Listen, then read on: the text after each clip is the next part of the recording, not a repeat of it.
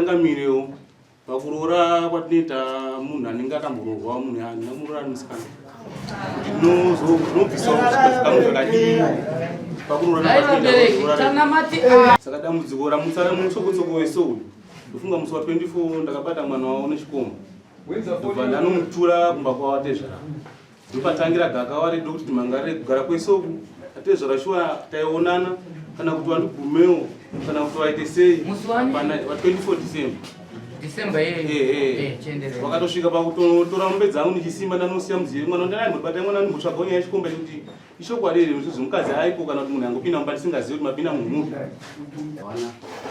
vari kutozviziva kuti mwana wanga achirichi yanga iri mubvana vari kuzviziva zvese izvozvo saka ndakuti tanga vana vadiki 11 years une mwana wavanhu uchadzobvisa tsvagirai kuno nemasimbiro wakaita nezvawakaita unotoradza zvakanaka kuti wakatogara zvakanaka asi tsvagirai kuno moyo chena wakaita sekuti baba vanogara for 11 years vachingokuregera kuti aiwa mukwasha wangu